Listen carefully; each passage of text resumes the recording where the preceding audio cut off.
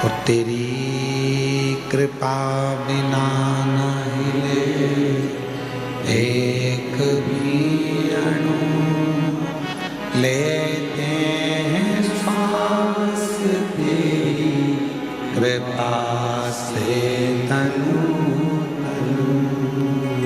बखान क्या करूं मैं रामो तेरे का, चपटी भभूत में खजाना कुबेर का। हे गंगाधार मुक्ति द्वार ओंकार तू, भोले ओंकार तू। आयो शरण तिहारी शंभु तार तार तू। बखान क्या करूं मैं राखों के ढेर का। आप भी बोलिए साथ में। बखान क्या करूं मैं राखों के ढेर, चपटी भभूत में खजाना कुबेर का। हे गंगा मुक्ति द्वार ओंकार तू, भोले ओंकार तू। आयो शरण तिहारी शंभु तार तार तू। बस को पकड़ना है तो बस स्टैंड जाना पड़ेगा। ट्रेन को पकड़ना है तो रेलवे स्टेशन, बोलो बोलो, जाना पड़ेगा। फ्लाइट पकड़ना है तो एयरपोर्ट जाना पड़ेगा। जहाज पकड़ना है तो समुद्र के तट पर जाना पड़ेगा। और भोले बाबा को अगर पकड़ना है तो कुबेरेश्वर धाम आना पड़ेगा।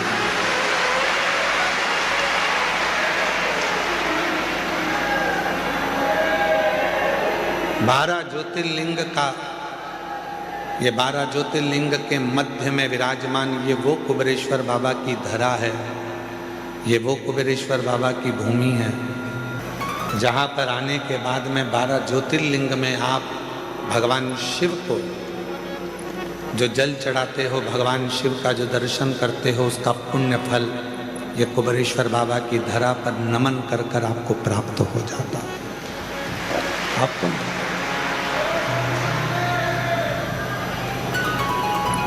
अब यहां रहकर करना क्या क्या है?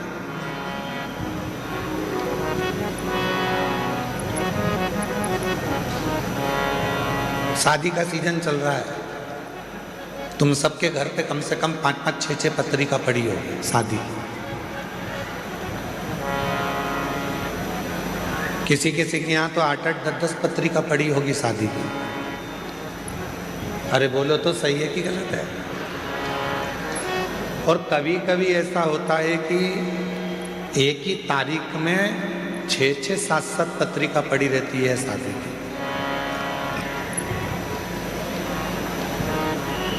बोलो री जी हाँ, सही है कि गलत है? अब तुम क्या करते हो? पत्रिका देखोगे, किसके यहाँ की है, किसके यहाँ की है, किसके यहाँ की है। और पत्रिका देखने के बाद तुम्हारा जिससे ज्यादा प्रेम होगा तुम उसी के घर की शादी में जाओ। भले 10 पत्रिका पड़ी हो, 8 पत्रिका पड़ी हो, 5 पत्रिका पड़ी हो, 10-12 पत्रिका पड़ी हो, पर जिससे ज्यादा प्रेम होता है व्यक्ति उसी के घर की शादी में जाता है। उसी तरह कुबेरेश्वर बाबा की धरा पर रुद्राक्ष महोत्सव में वही आता है जिसका मेरे बाबा से प्रेम होता है।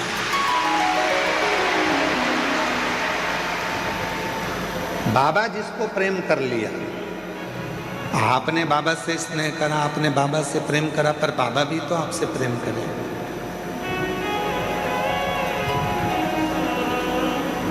बाबा भी तो आपसे स्नेह करे हैं।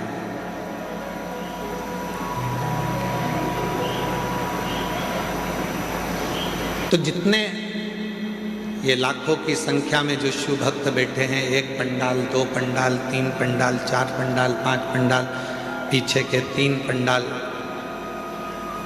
जितने जितने पंडाल में आप लोग बैठे हुए हो, आप सब ध्यान रखना,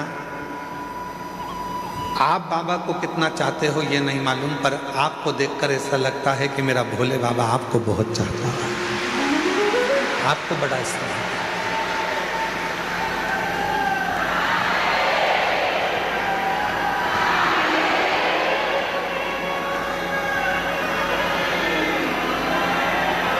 और शंभु शरणे पड़े मांगू घड़ी रे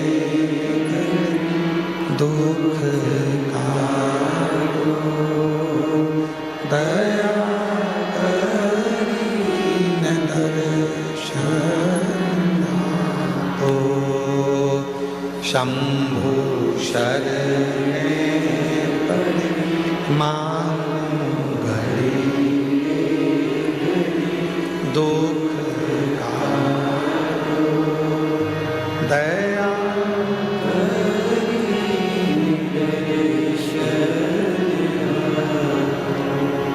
शिव आपसे प्रेम करते हैं, भगवान औघड़दानी आपसे स्नेह करते हैं।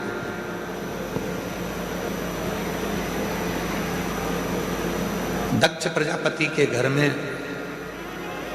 60 कन्याओं का जन्म हो चुका था।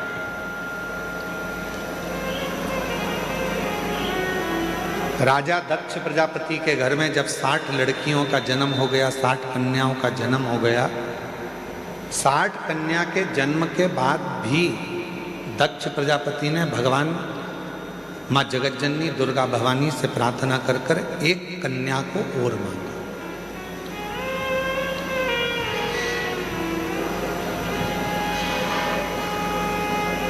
एक कन्या और मांगी। माँ दुर्गा भवानी ने पूछा, ए दक्ष प्रजापति, तेरे घर में 60 लड़कियों का जन्म हो चुका है और तू एक लड़की और मांग रहा है, बेटी मांग रहा है।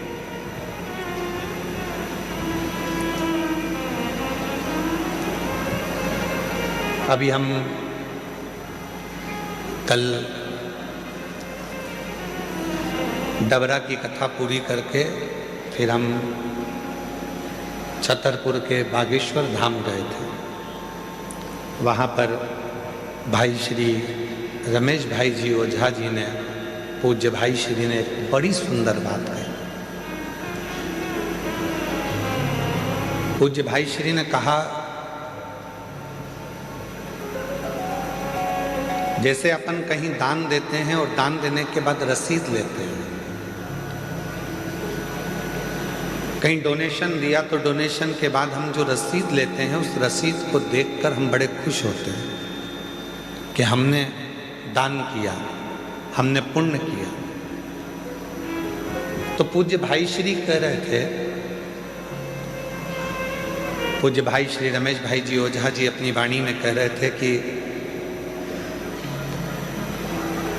जैसे दान करने के बाद रसीद मिलती है और उस रसीद को देखकर अपन खुश होते हैं, यदि परमात्मा की कोई रसीद देखना हो तुमको तो घर में जितनी बेटियां हैं उनका मुख देख लीजिए, वो परमात्मा के पुण्य की रसीद है।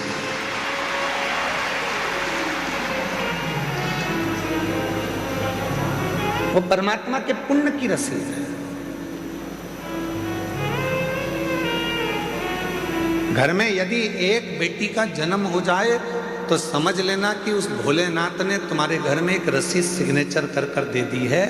ये रसीद ही कन्यादान करने के बाद तुम्हें पार लगा देगी, वो रसीद।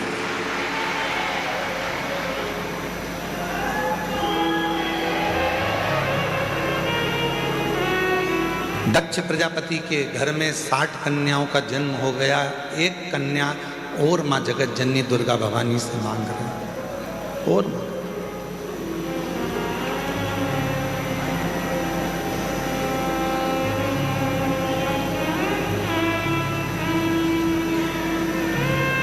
हे माँ जगत जननी दुर्गा भवानी माँ, हमारे घर में एक लड़की और हो जाए, एक बेटी और जन्म ले ले, एक बेटी का जन्म और हो जाए।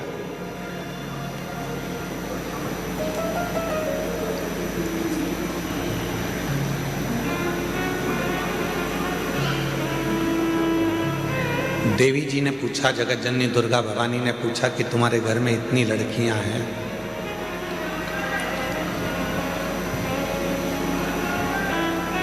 पीछे की आवाज का ध्यान दे, तुम्हारे घर में इतनी बेटियां हैं, तुम्हारे घर में इतनी लड़कियां हैं, तो तुम्हें और लड़की की क्या जरूरत? तो दक्ष प्रजापति ने मां जगत जननी दुर्गा भवानी से कहा, मां एक कन्यादान करने पर हजारों अश्वमेध यज्ञ का फल प्राप्त हो जाता है, 2 कन्यादान करने पर सोम यज्ञ का फल प्राप्त हो जाता है, 3 कन्यादान करने पर इंद्र का सिंहासन प्राप्त हो जाता है, 4 कन्यादान करने पर हमें सर्वोत्तम यज्ञ का फल प्राप्त हो जाता है। और जब हाथ से प्रति समय पर एक कन्या का यदि कन्यादान होता है तो हमारा वैकुंठ में निवास हो जाता है। ये शिव तत्व, ये शिव तत्व।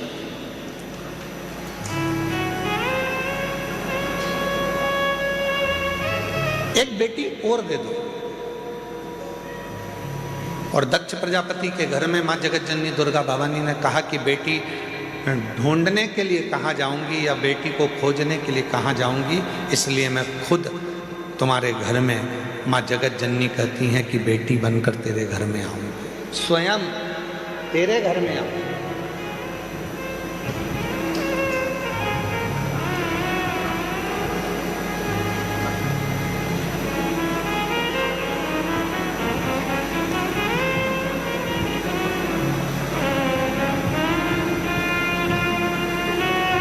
लोग कहते हैं बेटी घर में जन्म ले ली। यहाँ हमारे जजमान परिवार में ठकराल परिवार बैठा हुआ है। वो ठकराल परिवार दिल्ली से,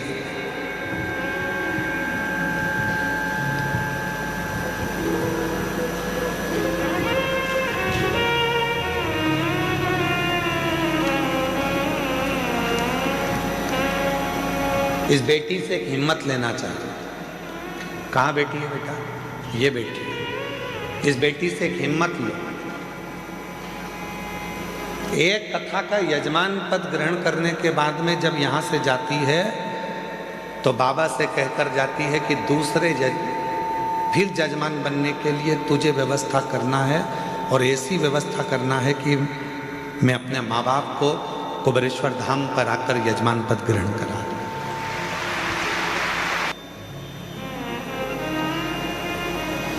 कल एक डबरा के अधिकारी जी ने प्रश्न किया डबरा में, पूर्व गृह मंत्री श्री नरोत्तम मिश्रा जी के यहाँ कथा चल रही थी, तो वहाँ एक अधिकारी ने, वहाँ के अच्छे अधिकारी ने एक प्रश्न किया कि गुरुजी कथा बहुत होती हैं, पर आप जब शिव पुराण की कथा करते हैं तो ये आपकी कथा में बहुत सारी माताएं आती हैं, इसका कारण क्या है?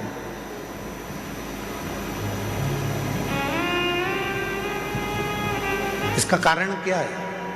हमने कहा इसका केवल एक कारण है, ये हमको सुनने के लिए नहीं आती है। ये जब भी कथा के पंडाल में आती हैं तो ये सोचकर आती हैं कि मेरा भोले बाबा कुछ कहने वाला है, शंकर जी कुछ कहने वाले हैं, और शिव जी उस कथा को कहेंगे और मैं उस कथा को सुनूंगी, और जो वाणी निकलेगी वो मेरे लिए कल्याणप्रद होगी, वो मेरे लिए।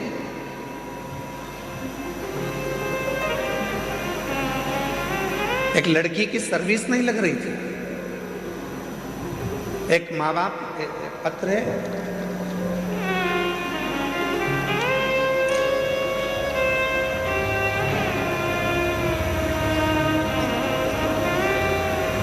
मेरा नाम शंकर महादेव, बावट इकर।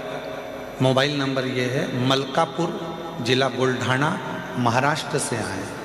कहीं बैठे हों तो हाथ हिला सकते हैं। आप ही हैं बाबा जी? मैं आपको नमन करता हूँ। ये वो पिता है, बेटी ने हिम्मत हार दी थी कि पापा मेरी कहीं जॉब नहीं लग रही है, मैं इतनी पढ़ गई फिर भी मेरी सर्विस नहीं लग रही है, कोई मुझे गवर्नमेंट जॉब नहीं मिल रही है। पिता ने अपनी बेटी से कहा कि वो सीहोर वाला बाबा कहता है कि मेहनत को 4 गुना कर, रात दिन एक कर दे, फिर एग्जाम दे। और बाप ने संकल्प लिया था कि मेरी बेटी की जैसी नौकरी लग जाएगी, जहां भी शिव पुराण की कथा होगी पैदल जाऊंगा। यवतमाल महाराष्ट्र से जैसे ही बेटी की सरकारी नौकरी लगी और वह बाप पैदल चलकर यवतमाल महाराष्ट्र से यहां पहुंचा है। आओ बाबा जी, आ जाओ, आप आ जाइए। मलकापुर, जिला बुल्ढाना, महाराष्ट्र से पैदल चलकर आए और आज से नहीं निकले हैं, कम से कम 10 दिन 15 दिन पहले के निकले हैं। धीरे धीरे धीरे धीरे शिव का नाम लेते लेते, शंकर का गुणगान करते करते करते करते यहाँ तक पहुँचे। विश्वास,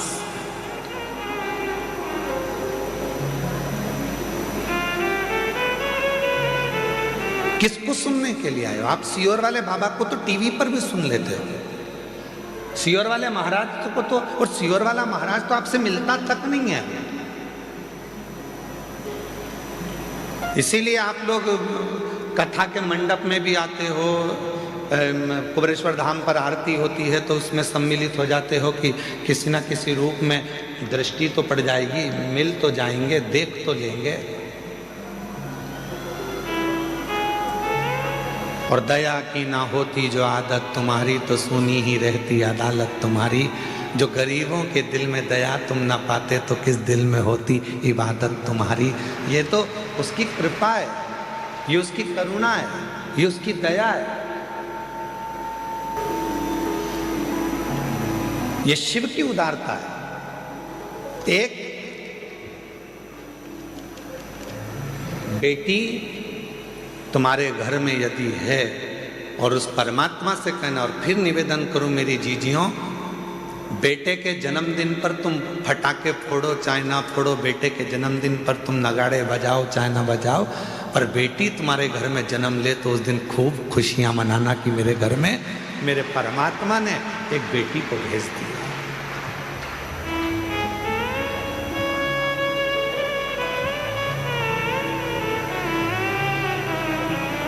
आज की बेटियां कोई साधारण नहीं हैं।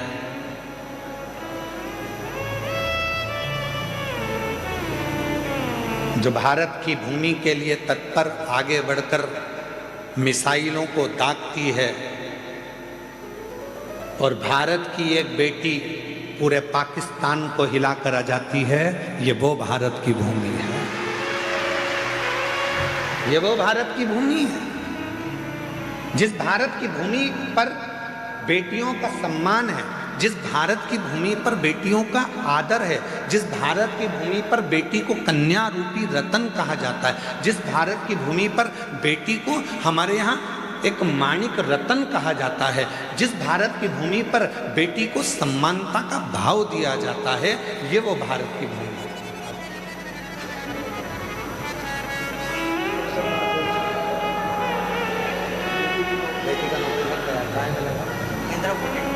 दया की ना होती जो आदत तुम्हारी।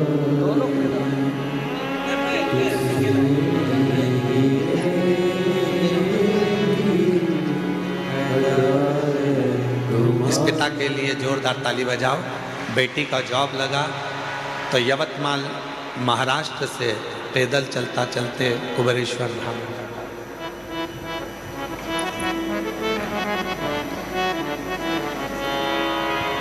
और कितनी बेटियां बैठी हैं यहाँ पर, ढेरों। जितनी बुजुर्ग माँ हैं वो भी किसी ना किसी की बेटी हैं। जो युवान माताएं बैठी हैं वो भी बेटी हैं, और जो मेरी छोटी छोटी कन्या बेटी हैं वो भी बेटी हैं। कितनी बेटी हैं?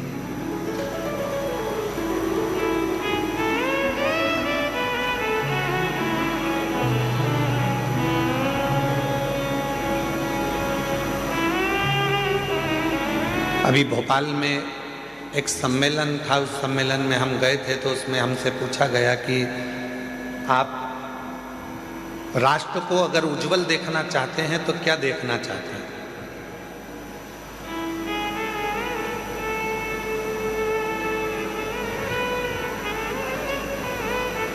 एक कार्यक्रम था, उसमें हमसे पूछा राष्ट्र को आप उज्जवल देखना चाहते हैं तो क्या देखना चाहते हैं? तो हमने कहा हम ये देखना चाहते हैं, अभी तक नारा था बेटी पढ़ाओ बेटी बढ़ाओ, हमसे कोई पूछे तो हम भी एक नारा देना चाहते हैं, बहू पढ़ाओ और देश बचाओ।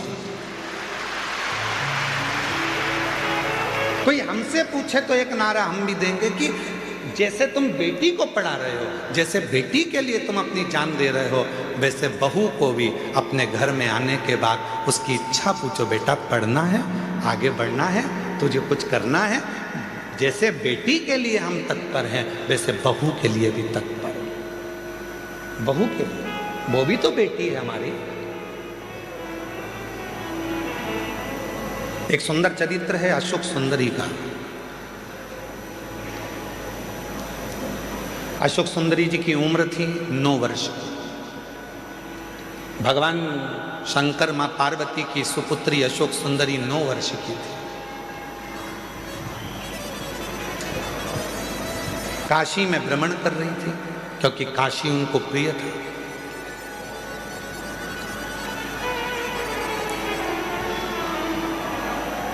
अशोक सुंदरी जी को काशी बड़ा प्रिय था।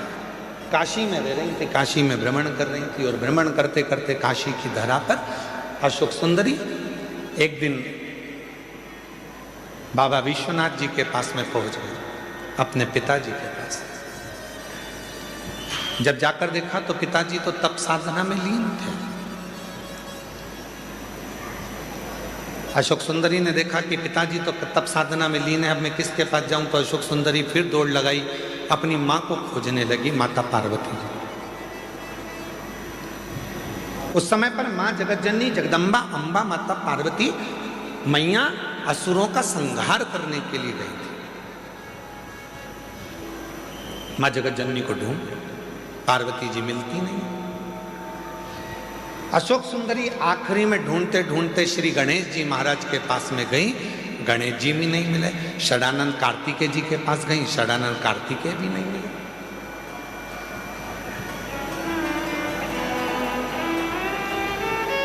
बहुत ढूंढा अशोक सुंदरी जी ने, ना पिताजी मिल रहे हैं, ना माँ मिल रही है, ना गणेश जी मिल रहे हैं, ना कार्तिकेय जी मिल रहे हैं। आखिरी में अशोक सुंदरी एक स्थान पर एक वृक्ष के नीचे बैठ गई, मौन होकर। और जो बात हमने आपसे पहले भी कही, आज फिर कहते हैं, जब तुम्हारे मन में अशांति उत्पन्न हो, जब तुम्हारे मन के अंदर बहुत ज़्यादा टेंशन हो, अशांति हो, चिंता हो, डिप्रेशन हो, कहीं मत जाओ। एक किसी वृक्ष के नीचे कुछ देर के लिए, ये प्रकृति ने जो हमको वृक्ष दिए हैं, ये हमारे डिप्रेशन को, हमारी अशांति को शांत करने के लिए दिए। किसी वृक्ष के नीचे 10 मिनट के लिए मौन होकर बैठ जाओ और बाबा के ओम नाद का स्मरण करिए। ओम नाद का स्मरण।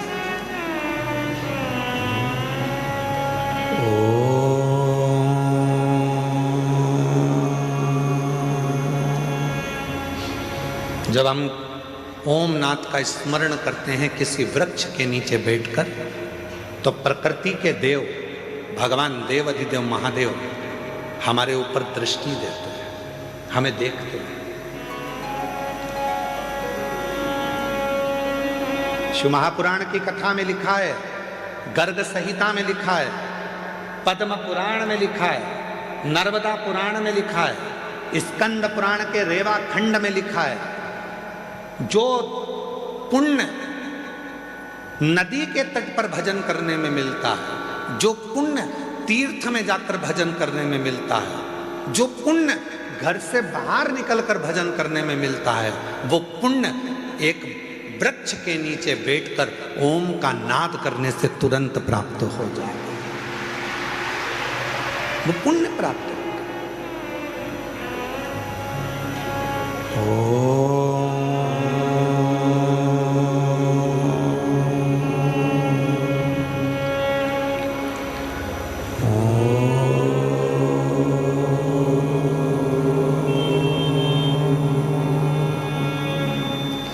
एक नाद शिव से मिलने का। आप भी एक बार उच्चारण करिए, अपने नेत्र को धीरे धीरे बंद कर कर,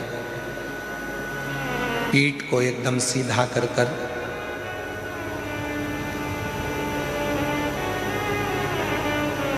दोनों भुकुटियों का स्मरण मध्य बिंदु में कर कर इस ओम को लंबी गूंज के साथ अपने मुख से उच्चारण करिए।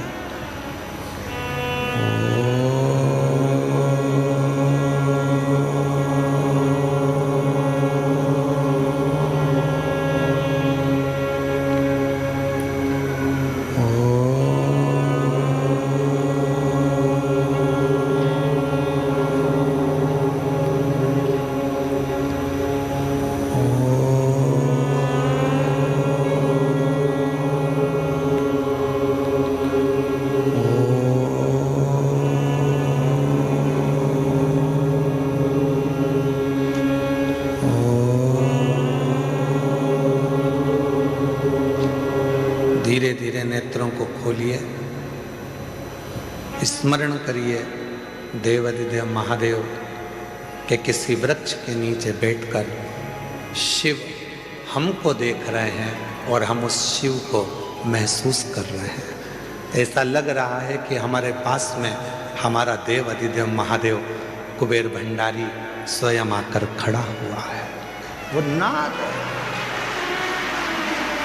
वो अशोक सुंदरी ने ओम का उच्चारण करा, अशोक सुंदरी ने नाद किया ओम का। शिव पुराण की विद्येश्वर संहिता कहती है, स्कंद पुराण का रेवा खंड कहता है, किसी वृक्ष के नीचे बैठकर जब हम लंबी श्वास लेकर ओम का उच्चारण करते हैं तो महादेव हमको देखते जरूर हैं। और वही हुआ, जैसे ही अशोक सुंदरी ने काशी में बैठकर ओम नाद करना प्रारंभ करा, शिव जी की दृष्टि पड़ी तो इतने में भगवान शंकर तो तप में लीन थे और अशोक सुंदरी उनको महसूस कर रही है कि मेरे पिता है। अशोक सुंदरी ने, पिताजी बहुत प्यास लग रही है, पापा बहुत प्यास लग रही है, बाबुल बहुत प्यास लग रही है। जिंदगी में यदि किसी बाप बेटी का प्रेम देखना है, जीवन में किसी पिता और पुत्री का प्रेम देखना है तो दो जगह पर देखिएगा। एक देखिए देवाधिदेव महादेव और अशोक सुंदरी का प्रेम, और दूसरा देखिए नरसिंह मेहता और नानी भाई का प्रेम। दोनों संबंध क्या है, रिश्ते क्या है, नाते क्या है, एक बाप और बेटी का स्नेह क्या होता है, ये शिव पुराण बता सकता है। एक बाप और बेटी का स्नेह क्या होता है, ये शिव पुराण बता सकता है।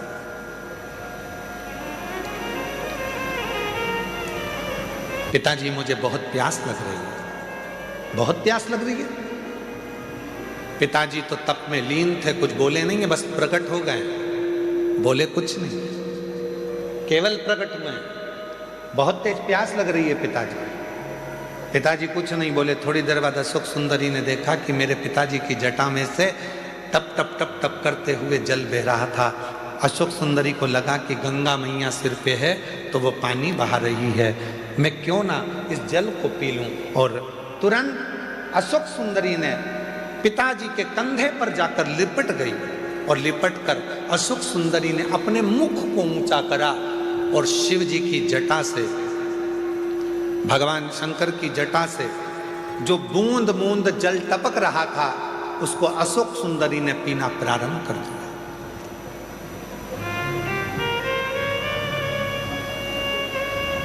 तीन बूंद मुख में गई, चौथी बूंद मुख में गई, पांचवी बूंद मुख में गई, छठी बूंद मुख में गई और सातवीं बूंद जैसे ही मुख में जा रही थी इतने में मां जगत जननी जगदम्बा अम्बा दौड़कर सिंह पर चढ़कर अपनी बेटी के पास दौड़कर आ रही थी।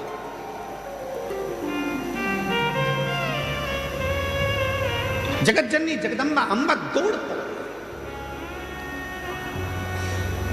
सुंदरी सुंदरी सुंदरी सुंदरी अशोक सुंदरी सुंदरी सुंदरी क्या बोल रहे। शिवजी ने देखा कि पार्वती जी इतनी जल्दीबाजी में कहां से आ गई, तो पार्वती जी को देखकर शंकर भगवान तुरंत पूछा क्या हो गया पार्वती, जो तुम इतनी चिल्लाती चिल्लाती अशोक सुंदरी सुंदरी सुंदरी अशोक सुंदरी सुंदरी सुंदरी अशोक सुंदरी करती हुई आ रही हो, क्या हुआ। अरे वो अशोक सुंदरी तुम्हारे पीछे बैठी है, उसको प्यास लग रही थी, पानी नहीं मिला, तो वो तुम्हारे शीश से जो बूंद बूंद जल टपक रहा है ना उसको पी रही है।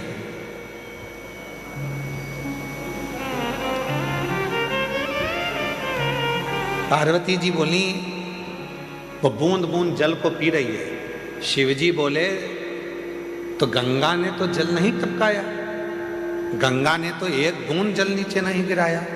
पार्वती ने पूछा वही तो मैं बोल रही हूं कि गंगा तो आपकी जटा में बंद पड़ी हुई है, वो बूंद बूंद जल जो टपक रहा है वो जल नहीं है, तुम्हारे गले में जो वासुकी नाग पड़ा हुआ है उस नाग का जहर वो उगल रहा था, वो उगला हुआ जहर मेरी बेटी के कंठ में जा रहा था।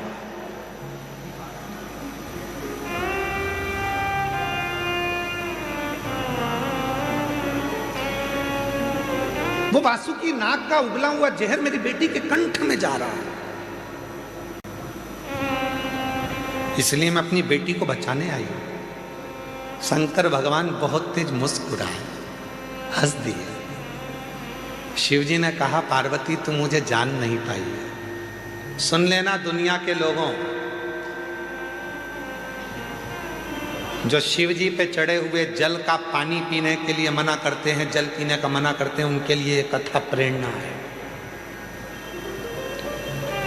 लोग कहते हैं शिवजी पे चढ़ा हुआ जल नहीं पीना चाहिए, वो कथा को ध्यान से सुनना। आज रुद्राक्ष महोत्सव 2026 के प्रथम दिवस की कथा को अपने चित्त में बिठाना। शिवजी हंसे, पार्वती से कहा पार्वती तू मुझे अभी तक समझ नहीं पाई है। पार्वती ने पूछा क्यों, तूने क्या कहा। मेरे जटा से बाल में से पानी टपक रहा था और अशोक सुंदरी पी रही थी, और वासुकी नाग ने जहर उगला था, वो जहर अशोक सुंदरी के मुख में चला गया था। अरे पार्वती तो मुझे समझ नहीं पाई है।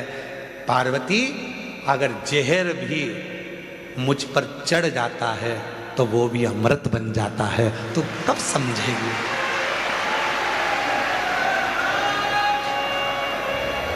दुनिया के लोग कहते हैं शिव जी पे चढ़ा हुआ जल नहीं पीना चाहिए, उनके लिए यह अशोक सुंदरी और काशी का संवाद कहता है।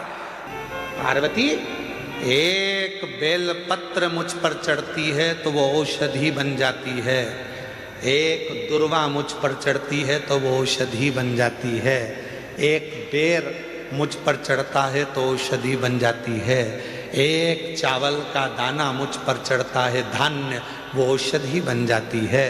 अरे पार्वती जो जल मुझ पर चढ़ता है वो भले कैसा भी हो, वो मेरे ऊपर चढ़कर गंगा जल जैसी औषधि बनकर सुख प्रदान कर देता है, औषधि देता है।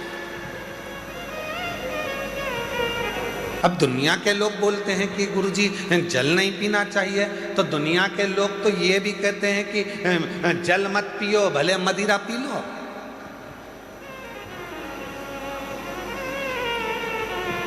दुनिया के लोग तो बड़े बड़े अच्छे अच्छे हीरो भी गुटखे का प्रचार कर रहे हैं, खा लो गुटखा।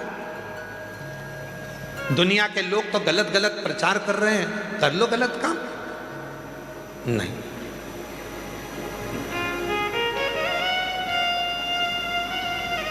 शिव कथा कर रही है। भगवान देव अधिदेव महादेव पर, हम तो यहां तक कहेंगे, डबरा की कथा में कहा था, आज फिर कह रहे हैं। 3 दिवसीय डबरा की कथा में कहा था, यदि तुम्हारे पास में देने के लिए शिव जी के कुछ भी नहीं है, कुछ भी तुम्हारे पास में नहीं है मेरी जीजियों, मेरे जीजाओं, मेरी बेटियों, मेरे बेटाओं, क्योंकि भगवान शंकर प्रकृति के देवता हैं। शिव जी को ना तुम्हारा धन चाहिए, ना वैभव चाहिए, ना दौलत चाहिए, ना तुम्हारी सत्ता चाहिए। शंकर भगवान को देने के लिए कुछ भी नहीं है, तो बस उसको दर्शन कर लो, नेत्रों से निहार लो, उस शिवलिंग का दर्शन करो, वो तुमको सुख देगा, सुख देगा।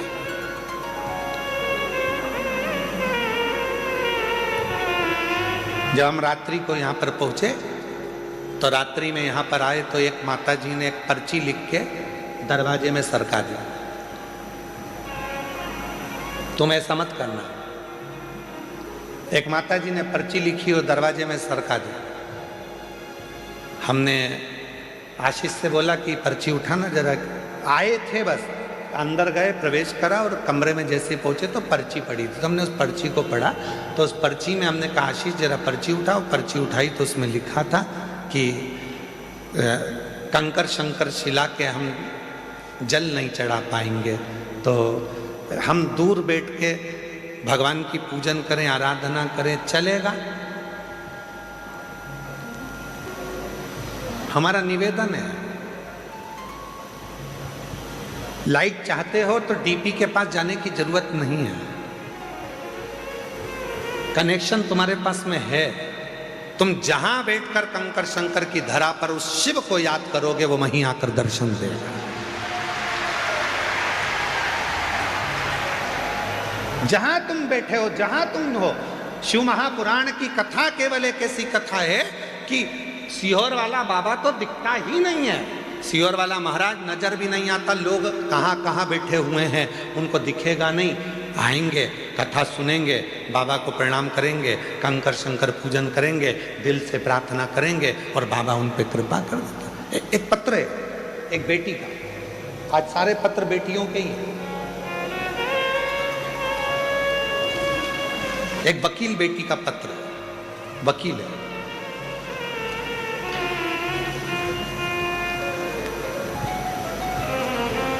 मैं सरोज परिहार जोधपुर राजस्थान से आई हूँ। कहीं बैठी हो सरोज जी परिहार? आप ही हैं? ऐसा हाथ हिला दो एक बार वापिस जी। आ जाइए, एक बेलपत्र लेकर जाइए। मैं सरोज परिहार जोधपुर राजस्थान की निवासी हूँ। मेरा मोबाइल नंबर ये है। मैं और मेरी ननंद बाईसा आपकी कथा वर्ष 2019 से सुन रही हैं। हम दोनों पिछले 5 सालों से लगातार रुद्राक्ष अभिषेक में यहाँ रुद्राक्ष महोत्सव में आते हैं। ऐसा कोई साल नहीं गया जिस साल मुझे मेरे भोलेनाथ ने नहीं दिया। रुद्राक्ष महोत्सव कर कर जाती हूँ और 3 से 4 महीने में बाबा मुझे कुछ ना कुछ देता जरूर है। 5 साल से रुद्राक्ष महोत्सव में आ रही हूँ। गुरुजी, आपकी कथा बहुत दूर दूर होती है, सीहोर हमारे नज़दीक पड़ जाता है। हम लोगों के भाग्य हैं जो साल में 2 कथा गुरु पूर्णिमा की और रुद्राक्ष महोत्सव की मिल जाती है, तो हमारे तो पंडाल की कथा पूरी हो जाती है। गुरुदेव, मेरी 2 बेटियां हैं। छोटी बेटी, बड़ी बेटी का साथ में विवाह हुआ दोनों का, छोटी का भी बड़ी का, पर छोटी बेटी का ससुराल सही नहीं होने की वजह से उसको तलाक हो गया। उन लोगों ने बेटी के बारे में गलत गलत उठाना चालू करा कि इसकी बच्चेदानी नहीं है, बच्चादानी खराब है, बच्चादानी है ही नहीं। ऐसी अफवाह उड़ाई कि बेटी दिन भर रोती थी। गुरुदेव, 2018 में मेरी बेटी की शादी दूसरी करा दी। मेरी बेटी वकील थी, पर प्राइवेट, सरकारी नहीं। 2018 में शादी हुई और बेटी ने कहा, माँ, डॉक्टर के हिसाब से ऐसा लगता है कि मैं माँ नहीं बन सकती, क्या करूं? मैं अपनी बेटी को लेकर यहाँ आ गया। और कथा सुनवाई बेटी को। कथा सुनने के बाद जब बेटी पहली बार यहां से गई, उसका गर्भ ठेर गया। पर ना जाने ऐसा क्या हुआ कि बेटी का जो बच्चा हुआ वो शांत हो गया। बेटी फिर टूट गई। मेरे से कहा, मां मैं वापिस अभी नहीं जाऊंगी क्योंकि मेरा मन बड़ा दुखी है। तो मैंने अपनी बेटी से कहा, उसने तुझे पुत्र दिया था, उसने ले लिया, क्यों चिंता करती है, चल कथा में। बेटी को वापिस कथा में लेकर आई और बाबा की ऐसी कृपा हुई कि बेटी जब दूसरी बार कथा से गई तो वो सरकारी वकील बन गई। सरकारी वकील बन गई। तीसरी बार फिर कथा में आई तो उसका खुद का मकान बन गया और बाबा की ऐसी कृपा हुई, तीसरी बार कथा में आई तो बाबा की कृपा से उसका वापिस बाबा ने पुत्र दे दिया। ये शिव की गुरुदेव। दुनिया के लोग इतना ताना देते थे कि दुनिया के लोगों का मुंह बंद कर दिया मेरे भोले बाबा। दुनिया के लोगों का मुख बंद कर। शिव कथा करती है।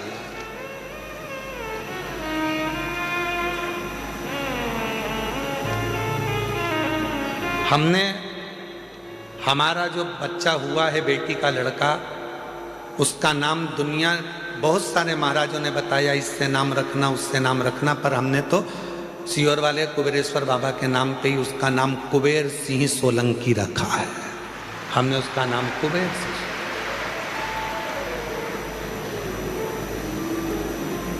इसमें एक लाइन माता ने लिखी कि मेरी बेटी इतनी टूट गई थी, वकील होकर इतनी टूट गई थी कि वो अपने शरीर को नहीं रखना चाहती थी, इतनी टूट गई।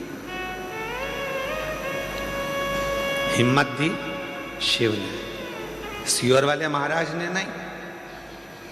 और फिर निवेदन है, तुम सीहोर वाले महाराज के चक्कर में पड़ना भी मत, बिल्कुल भी। तुम चक्कर में पड़ना वो कुबेरेश्वर बाबा के, तुम चक्कर में पड़ना वो काल अधिपति महाकाल के, तुम चक्कर में पड़ना वो विश्वनाथ के, हमारे नहीं। तुम्हारे चक्कर में हम बाहर नहीं निकल पाते हैं। कहा है सोमानी जी, सही है कि तुम सबके चक्कर में हम बाहर नहीं निकल पाते। कभी मन भी करता है कि इतना बड़ा मेला लगा हुआ है, इतनी बड़ी मेला चल रहा है, चलो थोड़ी देर भोजनशाला चलकर देख लें, सबसे मिल लें। वो मिलना तो गया, तुम्हारी भोजन की थाली रख रख के तुम सब माँ इकट्ठे हो जाते हो और हमको डर लगने लगता है कि कहीं तुमको तकलीफ ना हो जाए।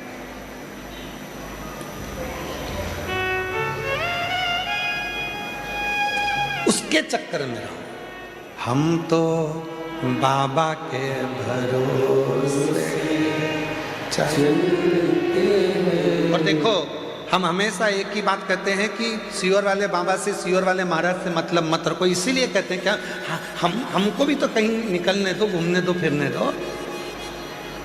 पर जितना जितना मना करते हैं तुम उतने उतने बिगड़ी औलाद हो।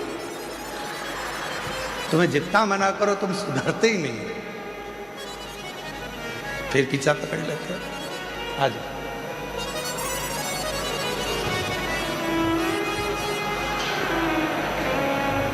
बाबा ने हमको चलना सिखाया, बाबा ने हम।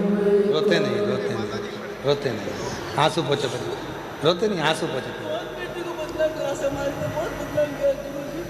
रोते आंसू पोछो पहले, आंसू पोछो। अच्छा खुश होकर जा, बाबा ने सब सुन लिया ना, साथ दे दिया, क्या सोचना। ये बेटी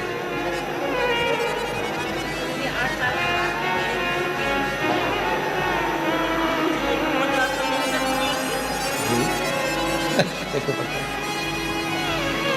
हाँ। पहले आंसू पोछो, आंसू पोछो, अच्छे खुश होके जाओ। बाबा ने सब दे दिया ना, अब क्या सोचना उसको।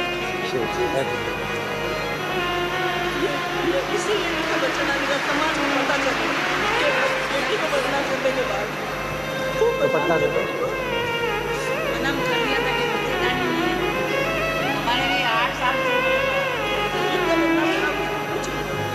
शिव कृपा। जी कह रही हैं कि बेटी को ऐसा कह दिया था कि बच्चेदानी नहीं, तो पूरी समाज में बात फैल गई उससे कोई शादी ना करे। आखिरी में उसने सोच लिया था कि शरीर नहीं रखूंगी। तब वो बहन अपनी बेटी को लेकर एक रुद्राक्ष उत्सव में यहाँ आ गई। बेटी कथा सुनी, बेटी की शादी हो चुकी थी, वहाँ पर भी उसको सम्मान नहीं मिल पा रहा था कि संतान नहीं, बाबा ने दे दी।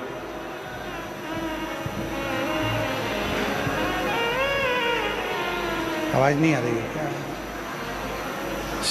शिव कृपा से,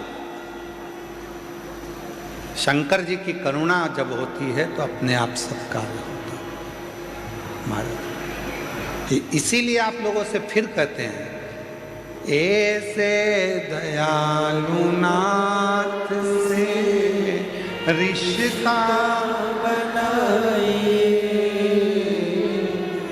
मेरी जीजियों, जितनी मेरी जीजी जीजा हैं, जितनी स्तुति हम करें उतनी स्तुति आपको करना है। हम भी बोले और तुम भी बोलो साथ में। तुम्हारी आवाज और हमारी आवाज दोनों मिले तो आनंद। ऐसे दया रिश्ता बनाइए, ऐसे दयालु नाथ से रिश्ता मिलता रहेगा आपको जो कुछ भी चाहिए, मिलता रहेगा आपको जो कुछ भी चाहिए। ऐसी करिश्मा होगा जो हुआ कभी नहीं, ऐसा करिश्मा होगा जो हुआ कभी नहीं।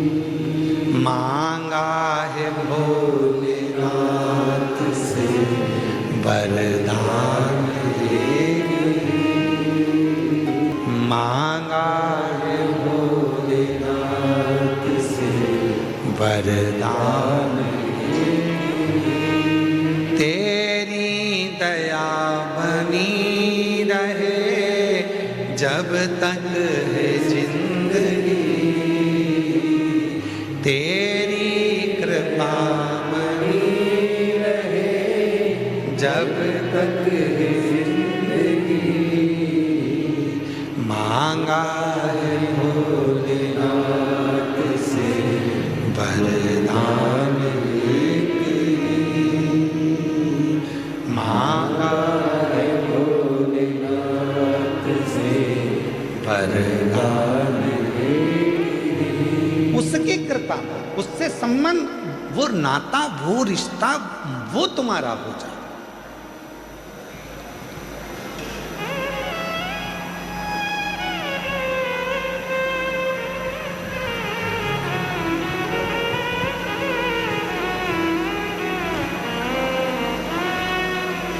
तीन चीजें हैं, हो सकता है लोगों को बुरा लग जाए।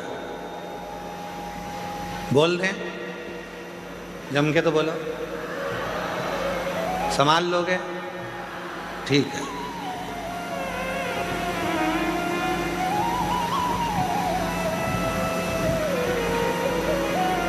वो कुत्ता किसी काम का नहीं जिसको पालो और अपने को ही काट लो। यार पूरा सुनो, अभी नहीं बजाना, अपने को धर लो। वो कुत्ता किसी काम का नहीं जिसको पालो वो ही काट ले। वो पैसा किसी काम का नहीं जिसको कमाओ और हमको ही बिगाड़ दे। और वो संबंध किसी काम का नहीं जो वक्त पड़ने पर हमको ही निपटाने का सोच ले। वो रिश्ते, वो नाते, वो संबंध, वो हमारे अपने रिश्ते जिनको चाहिए कि हमको उन्नति की सीढ़ी पर चढ़ाए, वही हमको खाने को जोड़ दौड़ जाए। तो वो रिश्ते किस काम के, वो संबंध किस काम के?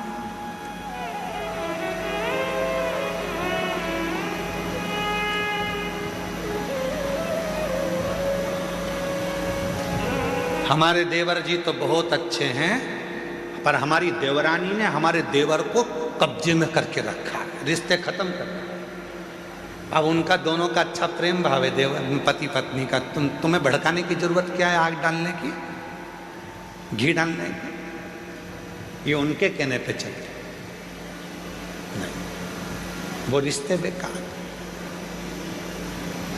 वो रिश्ता किसी काम का नहीं है, वो रिश्तेदार किसी काम के नहीं है, जो वक्त पड़ने पर साथ देने की जगह तुम्हारे को ही काटने का, तुमको ही निपटाने की सोच रहे, वो किसी काम की।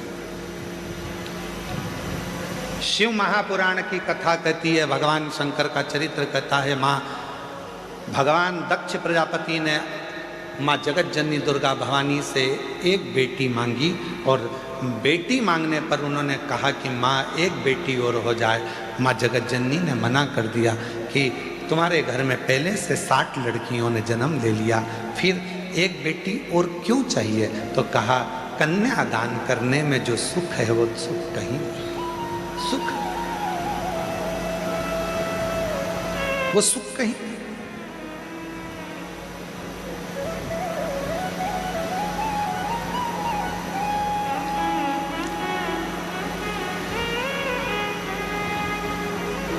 जगत जननी जगदम्बा अम्मा ने कहा कि मैं स्वयं तुम्हारे घर में बेटी बनकर जन्म आई। माँ जगत जननी दुर्गा भवानी खुद बेटी बनकर आई, और प्रसूति के गर्भ से एक कन्या ने जन्म लिया जिसका नाम सती हुआ। माता सती बाल्य अवस्था से, जब माता सती का जन्म हुआ था, जब गोदी में माता सती जी थी, प्रसूति की गोद में माता सती थी, बाल्यावस्था में माँ सती माता की गोद में जब अटखेलियाँ कर रही थी, दक्ष प्रजापति ने सती के जन्म उत्सव को मनाया, सारे देवताओं को बुलाया, सबको निमंत्रण दिया। शिव जी के पास में भी निमंत्रण गया, शंकर जी के पास।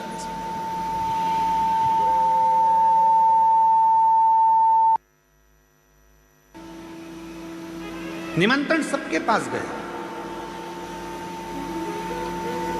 सती मैया का जन्म हुआ है, सारे देवता सब माता सती का दर्शन करने के लिए सब आए।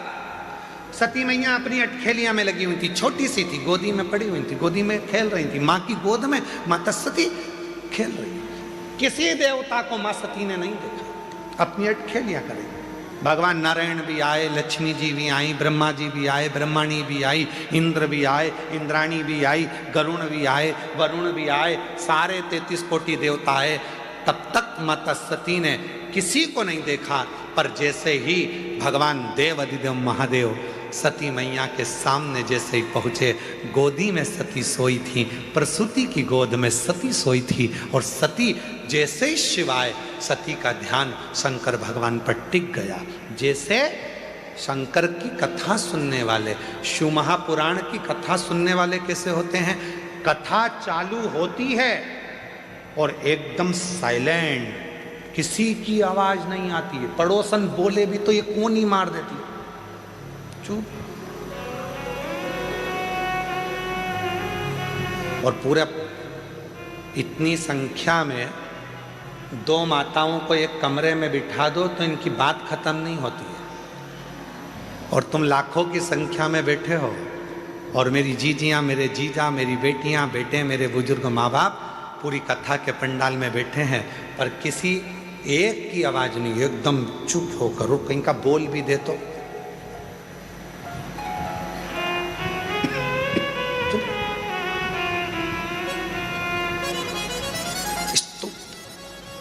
जैसे सती मैया भगवान देव अधिदेव महादेव को देखकर एकदम स्तुप्त हो गए, कुछ नहीं कर रही है, ना पांव हिलाए ना हाथ हिलाए, शिव को देख रही है, केवल शिव।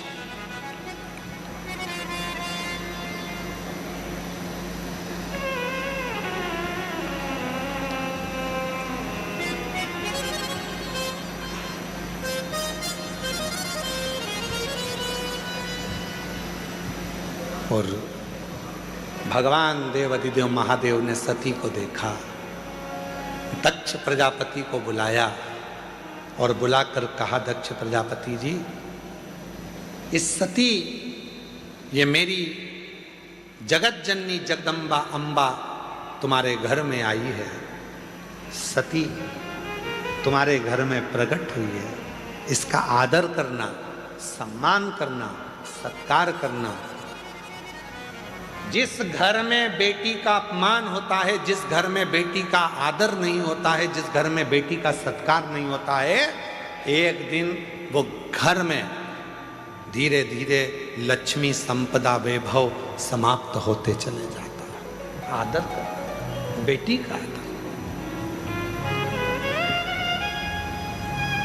और आप पूरी कथा को उठाकर देख लीजिए, दक्ष प्रजापति ने ना सती का सम्मान करा, ना सती जी के पति का सम्मान करा, ना सती का आदर करा, ना सत्कार करा। आखिरी में हुआ क्या, दक्ष प्रजापति का सिर कट गया और बकरे का मुख लग गया। सम्मान दो।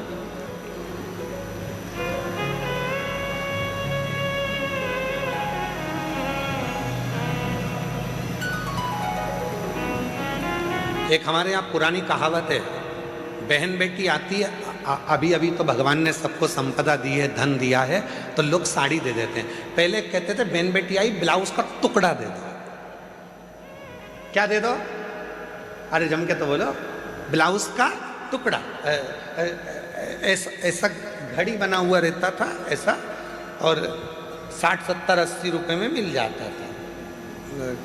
ऐसा अच्छा बढ़िया पन्नी में धरा धराया।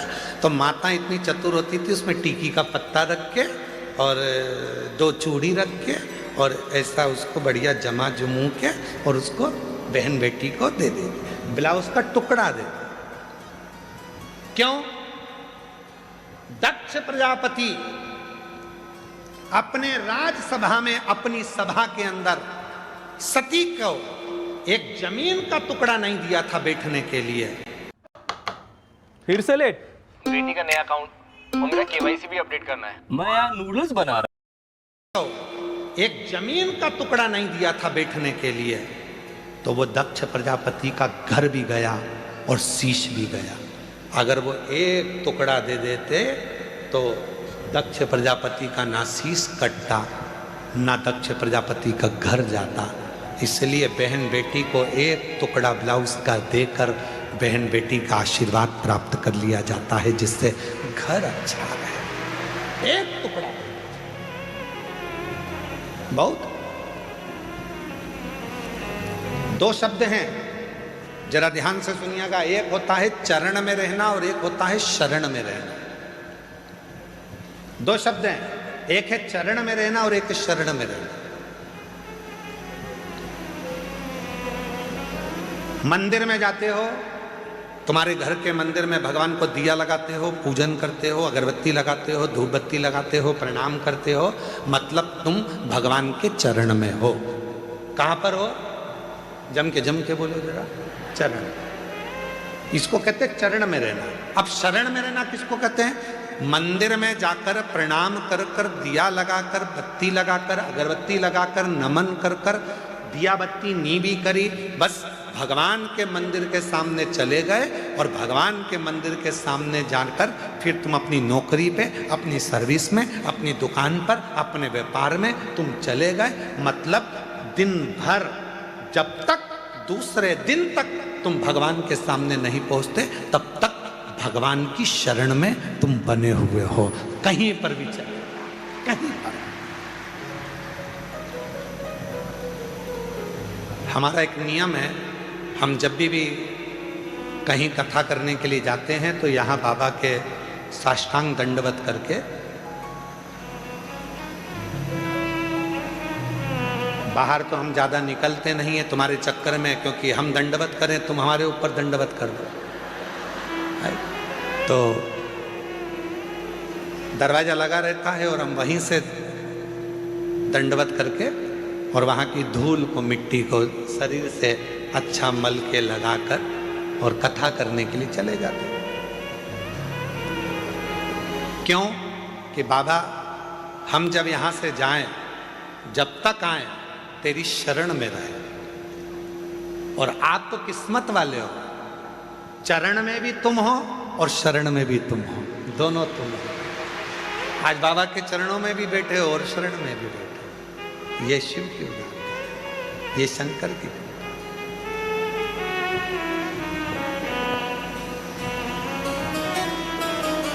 इसलिए शिव महापुराण की कथा वर्णन कर रही है महाराज।